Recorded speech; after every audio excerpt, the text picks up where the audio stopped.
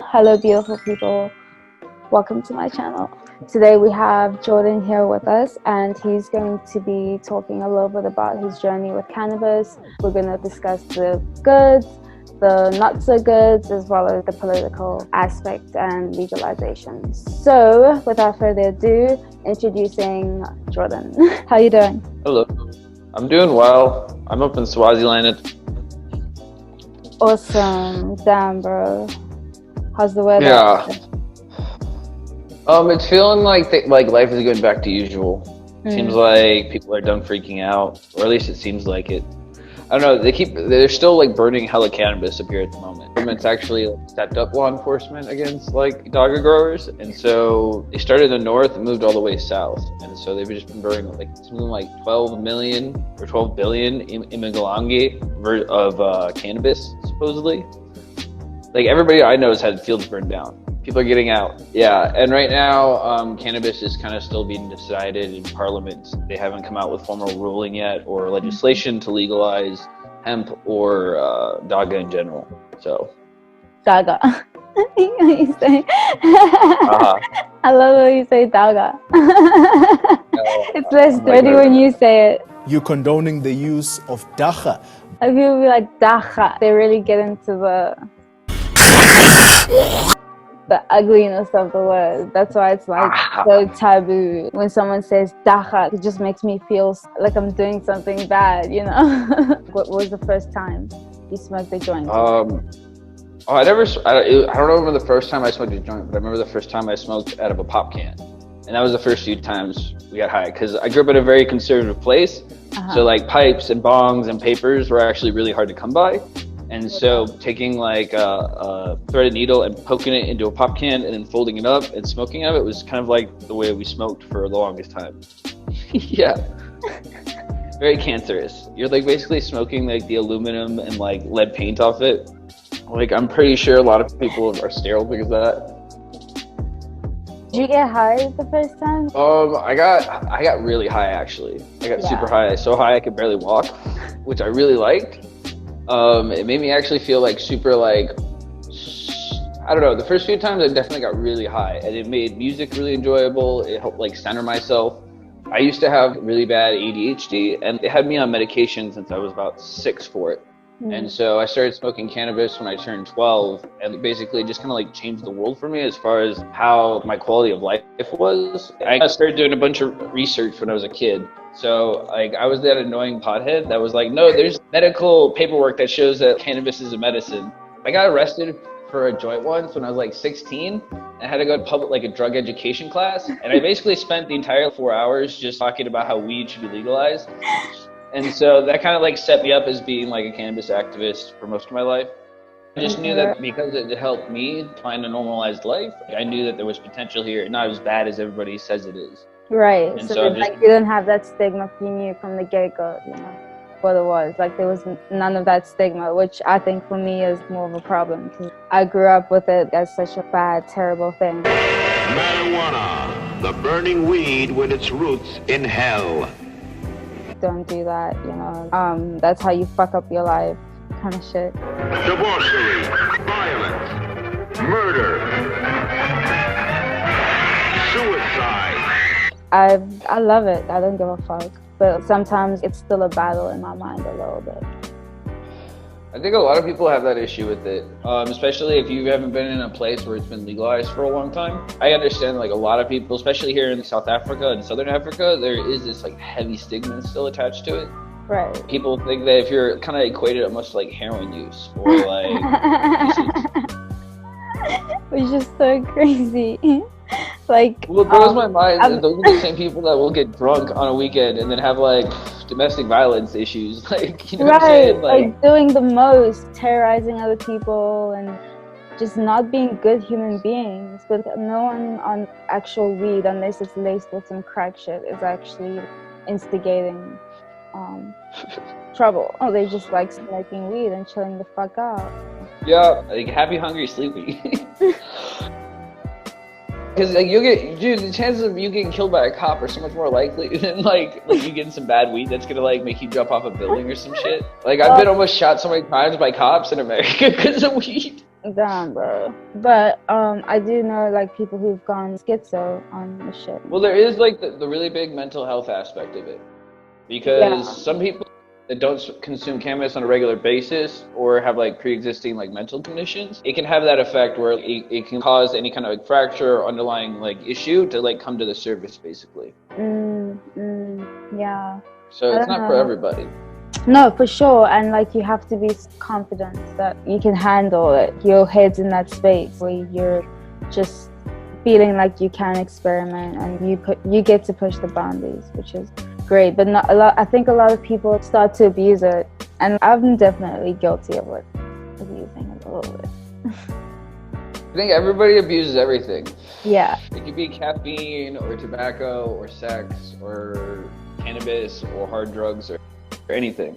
At least in my perspective, what's the lesser of the two evils, right? Yeah. Right? Cigarettes are obviously bad for you, but if cigarettes keep you from doing heroin or drinking alcohol, comparatively damage-wise and for your own sanity, like it's understandable. It's 420. Is it? Yeah, it is. Check this out. So, what's your goal as far as your work is concerned? What's your memo? That's a good question. That's a good question. So my goal up here, at least in Swaziland, is to help with legalization of cannabis. So I've been up here since like February now, speaking in parliament, as well as speaking with members of the government, as well as private like stakeholders, basically trying to help them push through some form of legalization of medical cannabis to start production up here. It didn't really go through the way everything was planned, and so now I've just been up here teaching, educating, advocating for cannabis in every way, shape, and form I know how. How do you do that? Why do I get to that? Well, I've been working in cannabis for almost 10 plus years now. After I got out of the military, I went straight into running a delivery service as well as cultivation of cannabis. And I operated a veterans co-op out of Seattle, Washington for a few years before recreational legalization came into effect. Yeah. Then we were actually the second in the state to get a recreational license to grow for production and extract or processing. Yeah. And so we built out a 20,000 square foot facility north of Spokane. And so I floated around inside the legal and medical or recreational and medical cannabis industry in Washington, Oregon, and California over the past like 6 years. And I've worked in every possible way you can imagine in cannabis, from producing like edibles to vape pens to growing cannabis to extracting cannabis. You name it, I've done it. And so basically I floated around in the American industry for 6 years and then went international. I worked for an Israeli firm called ICANN, Israeli Cannabis. I was working as just a overall subject matter expert for cannabis, just because a lot of my work involved doing due diligence and research around different technologies and industry happenings. And then I also did just be there, a little resource for hands-on cannabis, just because America's been the leader in cannabis tech as well as techniques for the last 10 years. And so my goal is just to become an international cannabis guy. And what have you seen like as a result of legalization, like the benefits? It depends on what you mean by legalization, just because, like, depending on where, it seems like in general, cannabis is decriminalized in most places. There's very few places that you'll go in the world now where you spend a night in jail for having cannabis. Yeah. So aside from like really stricter nations like say Montenegro or some parts of Ukraine or Russia or a place like that, or say Belarus, chances are if you get caught with less than 5 grams of cannabis, you're not going to get in trouble. So it seems like regardless of what the international rules or where the regionalized rules say that you're at, generally you won't get much hassle. Most of the CBD products you see usually come from America, just because America's been producing so much CBD isolate for so long. In terms of South Africa, what have you seen? How would you describe? CBD is a Schedule like 4 drug by itself, but it can also be a Schedule 0, right? But the whole idea of it doesn't mean it's legal.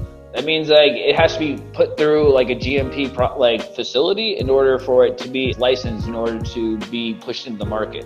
So technically, like all the CBD and the cannabis products you're seeing in South Africa, there's not a single one that's legal by federal guidelines. You guys are like America, maybe like in like a medical state. 4 or 5 years ago, I would say like California, Oregon. It's kind of the wild, wild west at the moment. Yeah. Because you guys are really hemmed up on the legislative side because you're supposed to have medications that are supposed to be like sold or exported need to be on the SAFRA approved list. And there's been no cannabis medications that have been put on that list yet. Right. So producing and production, whether it be for domestic or export to the international markets, is pretty much no-go at the moment, even though it's happening under the table in some places in South Africa. Corruption. Yeah, well, that's the thing is like the local laws seem to dictate region by region. So what I've been seeing as far as delivery services and shops and like cultivators, most of them operate under protection from the police or some government official that gave them like an A-OK. Like I've seen a few people with like permits in their shop window and then as well as like approvals from the local cops. So it really depends on where you go, how it's going to be enforced, right? And there's still raids going on for cannabis and like inside South Africa. Like the cops are still knocking on people's door. They still have like a lot efforts on Facebook. Like they're still going around. But the weird thing is, every person I've talked to in the industry says no one's actually staying in jail for any of this Dagga. Like they just catch and release.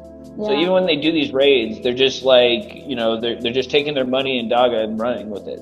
Right, so I don't know if that falls under more like extortion versus like something else. I don't know. Well, but at the end of the day, everything's a trade-off, right? Like, what's your price if you want to get away with something?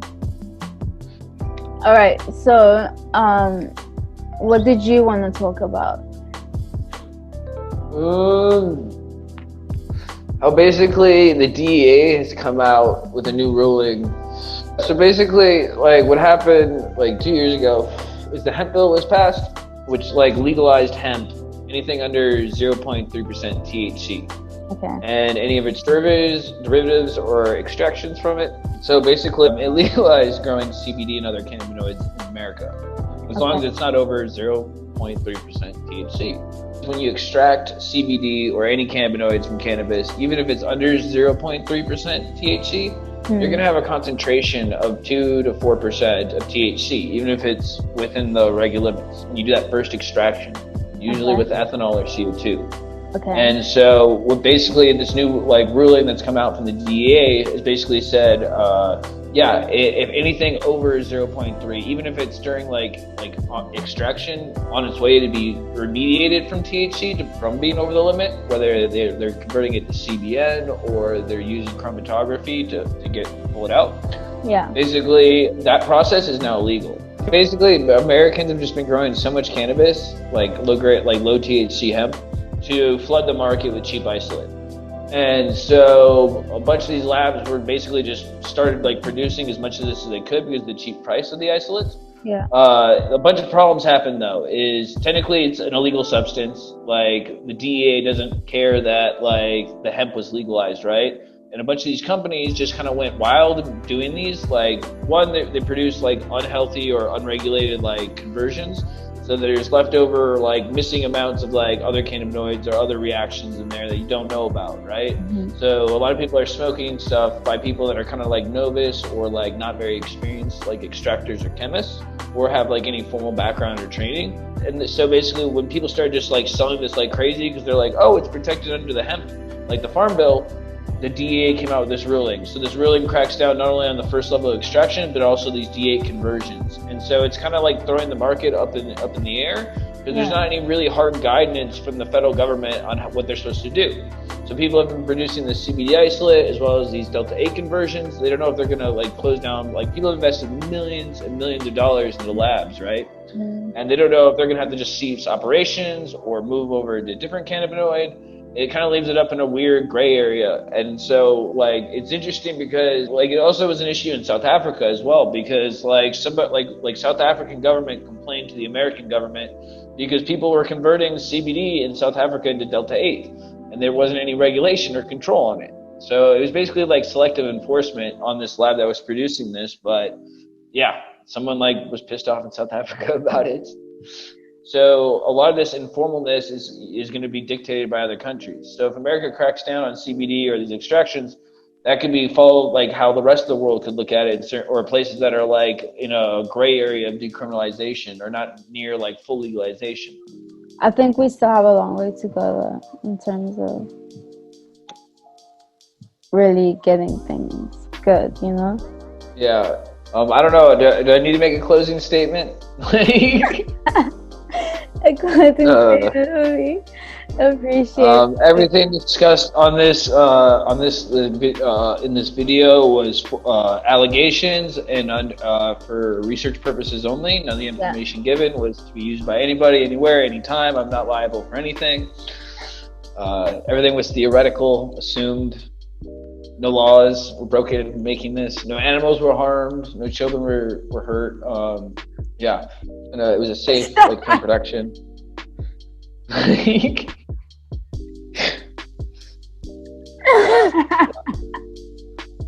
Jordan, thank you so much. No problem.